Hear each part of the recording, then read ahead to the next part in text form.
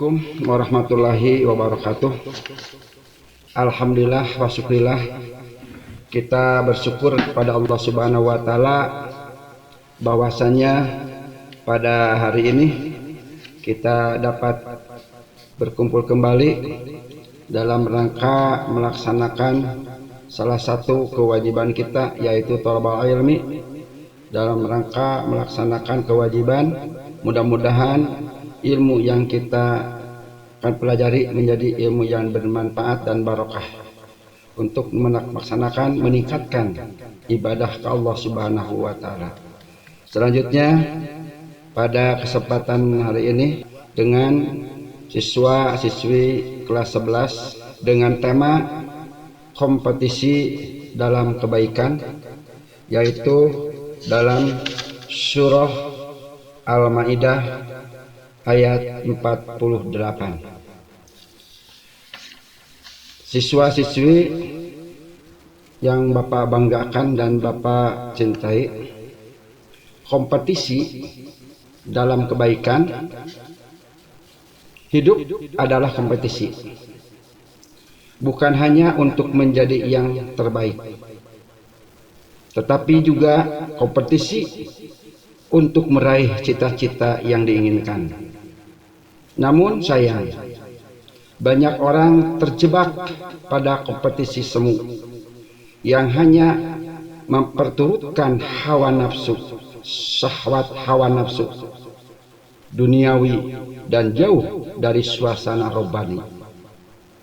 Kompetisi harta kekayaan, kompetisi usaha pekerjaan, kompetisi jabatan kedudukan, dan kompetisi lainnya yang semuanya bak fatamorgana, indah menggoda, tetapi sesungguhnya tiada. Itulah kompetisi yang menipu. Bahkan hal yang sangat memilukan ialah tak jarang dalam kompetisi selalu diiringi suudzon atau buruk sangka, bukan hanya kepada manusia tetapi juga kepada Allah Subhanahu wa taala. Lebih merugi lagi jika rasa iri dan ria ikut bermain dalam kompetisi tersebut. Lalu bagaimanakah selayaknya kompetisi bagi orang-orang yang beriman? Allah Subhanahu wa taala telah memberikan pengarahan, bahkan penekanan kepada orang-orang yang beriman untuk berkompetisi dalam kebaikan, sebagaimana firman Allah dalam Al-Quran surah Al-Maidah ayat 48 yang akan kita pelajari pada pertemuan ini. Untuk selanjutnya, marilah kita baca bersama-sama surah Al-Maidah. Surah Al-Maidah yaitu surah yang kelima ayat 48. A'udzu billahi minasyaitonir rajim. Bismillahirrahmanirrahim. Wa anjalna ilaikal kitaba bil haqqi musaddiqan lima baina yadayhi minal kitabi wa muhaiminan alaihi fahkum bainahum bima anzalallahu wa la tattabi' ahwa'ahum amma ja'aka minal haqq likulli ja'alna minkum syir'atan wa minhaja walau sya'allahu laja'alakum ummatan wahidatan walakin liyabluwakum bima atakum fastabiqul khairat ilallahi marji'ukum jami'an fayunabbi'ukum bima kuntum fihi tahtalifun. Itu surah Al-Maidah, surah yang kelima ayat 48. Coba kita lihat penerapan hukum tajwidnya. likulli ja'alna ihfa. Tanda baca kasroh tanwin bertemu dengan huruf jim. Huruf jim adalah salah satu huruf ihfa. Minkum syir'atan, idhar syafawi. Mim sukun, minkum. Mim sukun bertemu dengan huruf sin. Wa min haja mad iwad. Min haja, tanda baca patah tanwin bertemu alif dan diwakafkan. Walau sya'allahu, mad wajib muttasil.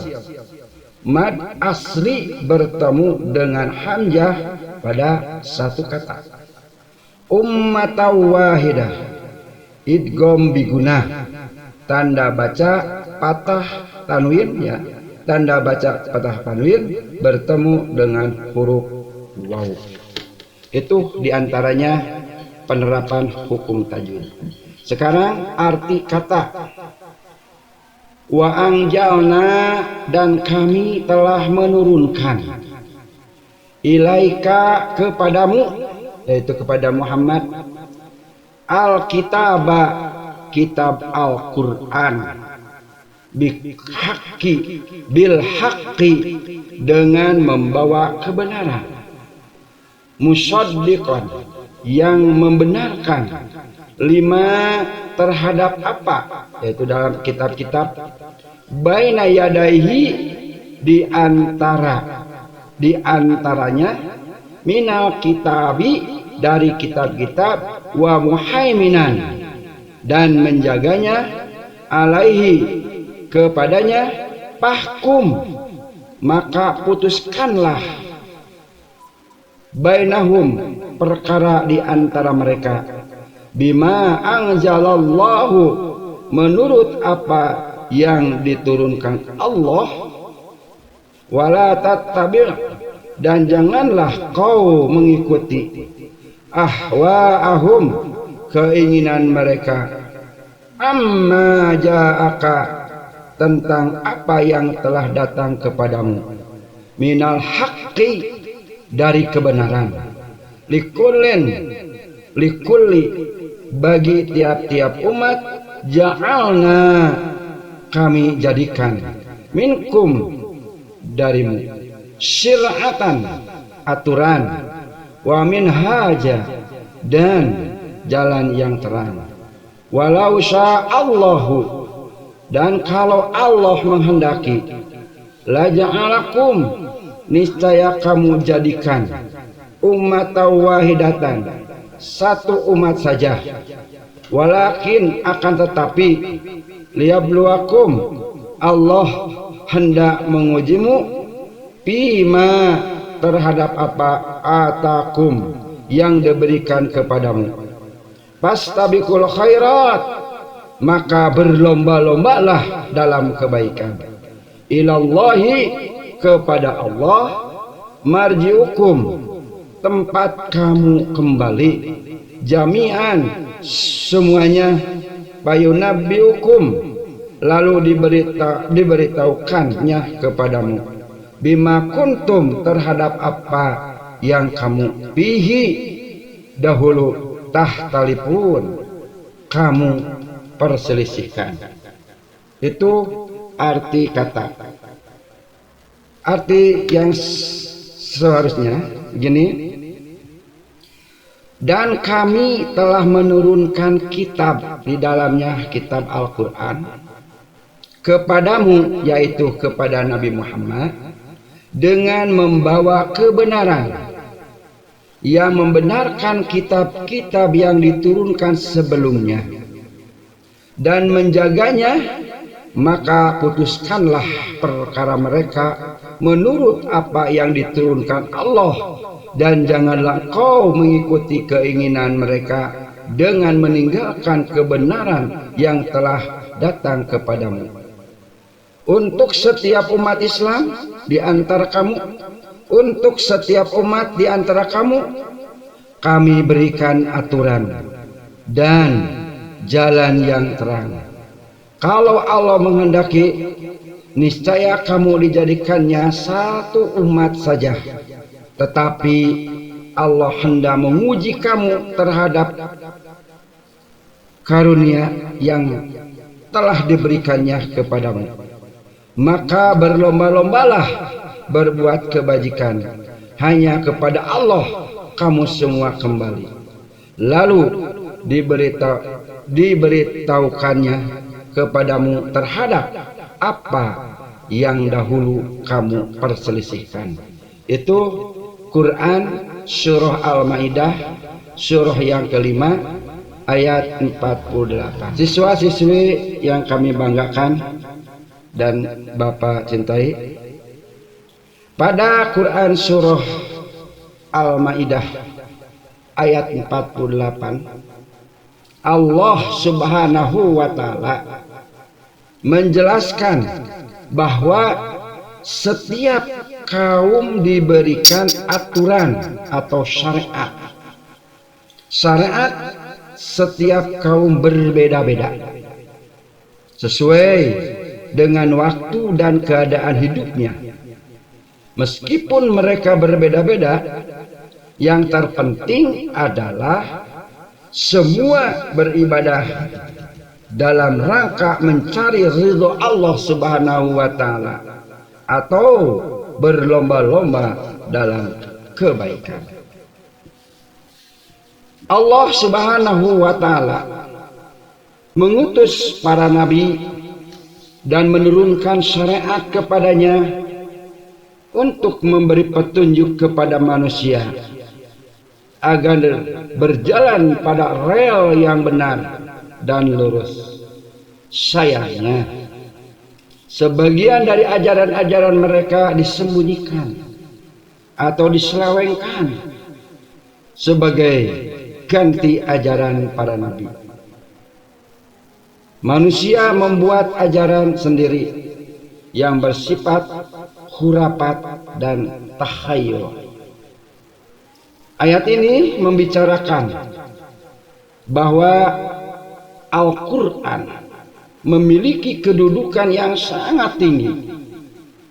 Al-Quran sebagai pembenar kitab-kitab sebelumnya, juga sebagai penjaga kitab-kitab tersebut, dengan menekankan terhadap dasar-dasar ajaran para nabi terdahulu. Al-Quran juga sepenuhnya memelihara keaslian ajaran itu dan menyempurnakannya. Akhir ayat ini juga mengatakan perbedaan syariat tersebut seperti layaknya perbedaan manusia dalam penciptaannya, bersuku-suku, berbangsa-bangsa. Semua perbedaan itu adalah rahmat dan untuk ajang saling mengenal. Ayat ini juga mendorong pengembangan berbagai macam kemampuan yang dimiliki oleh manusia, bukan malah menjadi ajang perbedaan. Semua orang dengan potensi dan kadar kemampuan masing-masing harus berlomba-lomba dalam melaksanakan kebaikan. Allah Subhanahu wa taala senantiasa melihat dan memantau perbuatan manusia, dan baginya tidak ada sesuatu yang tersembunyi. Mengapa kita diperintahkan untuk berlomba-lomba dalam kebaikan? Paling tidak ada beberapa alasan. Antara lain, satu atau yang pertama, bahwa melakukan kebaikan tidak bisa ditunda-tunda, melainkan harus segera dikerjakan, sebab kesempatan hidup sangat terbatas. Begitu juga kesempatan berbuat baik belum tentu setiap saat kita dapatkan. Kematian bisa datang secara tiba-tiba tanpa diketahui sebabnya. Oleh karena itu, begitu ada kesempatan untuk berbuat baik, jangan ditunda-tunda lagi, tetapi segera dikerjakan. Yang kedua, bahwa untuk berbuat baik hendaknya saling memotivasi dan saling tolong-menolong. Disinilah perlunya kolaborasi atau kerjasama. Lingkungan yang baik adalah lingkungan yang membuat kita terdorong baik. Lingkungan yang baik membuat kita terdorong untuk berbuat baik. Tidak sedikit seorang yang tadinya baik menjadi rusak karena lingkungan. Lingkungan yang saling mendukung kebaikan akan tercipta kebiasaan berbuat baik secara istiqomah atau konsisten. Nomor 3, bahwa kesiapan melakukan kebaikan harus didukung dengan kesungguhan. Allah subhanahu wa ta'ala